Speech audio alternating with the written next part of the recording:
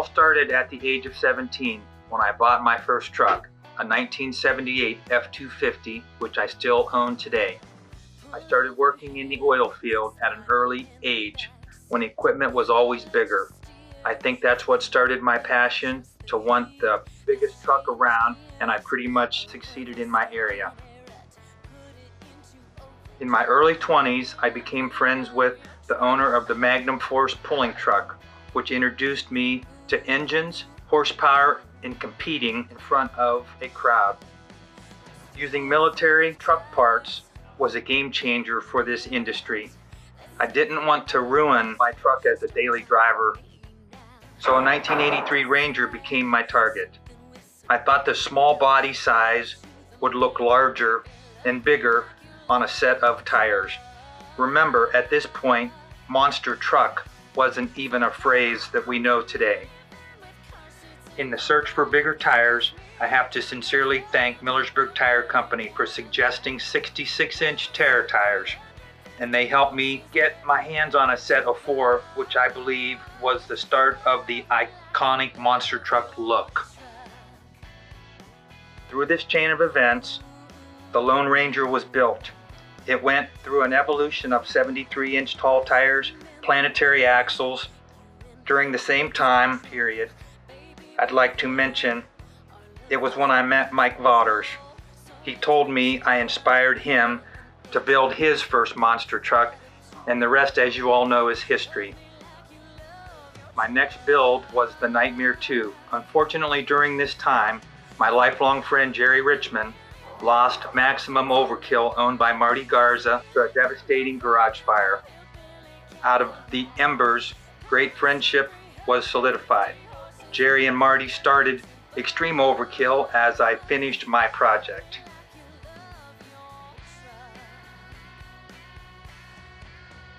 Monster trucks have opened all kinds of avenues for me. I ended up getting excursion bodies from Ford, and that led to my next creation, the Nightmare Express, which I still presently own. I continued to compete with a race truck called Screamin' Demon in my late 30s.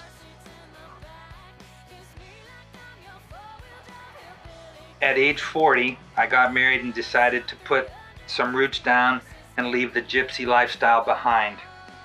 I started building glider construction dump trucks and doing state road work. I'm still putting trucks together, just in a different venue, as well as a couple Ford F-650 very customized trucks, 4x4s, and a giant limo as well. I must say I missed all of my monster truck friends from around the country. So 2 miles down the road, the story of Yankee Lake Truck Night began. Every Friday night, trucks from around the tri-state area came our way. Some of the highlights include the first road trip for Trucks Gone Wild out of their state of Florida, along with mega truck events, which now has developed into a phrase we know as mega trucks. I need to mention my friend Joe Sylvester. When we met all those years ago, he wanted to get into monster truck business. I tried to talk him out of it. All joking aside, Joe did several performances at Yankee Lake Truck Night, and I was glad that I was able to help him manicure the ramp for his world record jump that was a very good success. He began a driving force for me for the new Lone Ranger rebuild that was completed in 6 weeks. Also, a huge thank you to my friends, family that helped me as well. I want to thank everyone who voted me in. I've had an amazing life and proud to be a part of the monster truck evolution as we know today.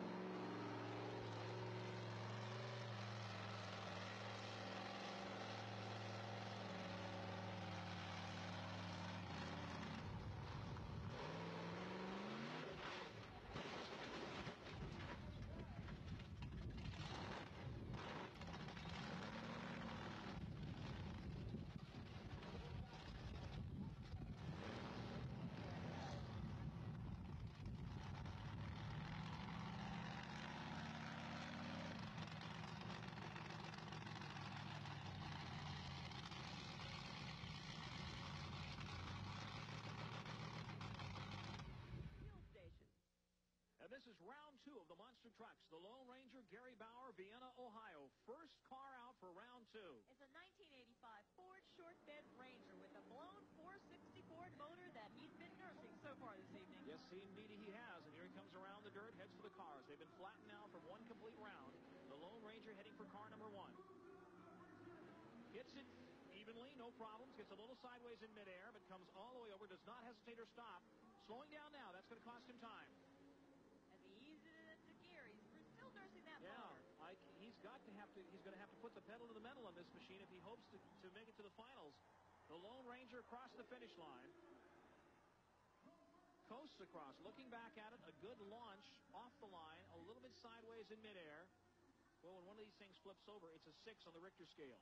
But you can tell they're not getting quite as airborne. 35.29 seconds for the Lone Ranger, the second round.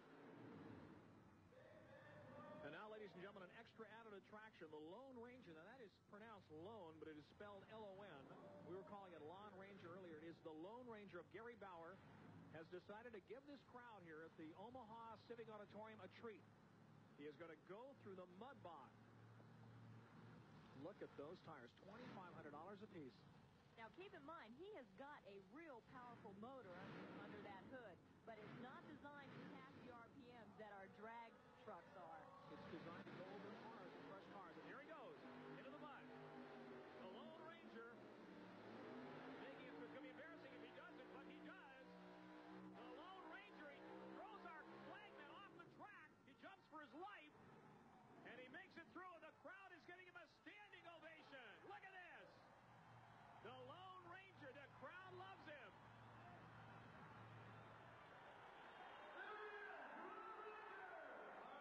I think he is asking what his time was.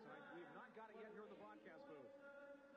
Here it is, 8.77 seconds. Compares to 3:29, the best time for the Magnum Force, but it's just as spectacular to see him go through, and the crowd loves him. There's the replay of the Lone Ranger. Look at those tires.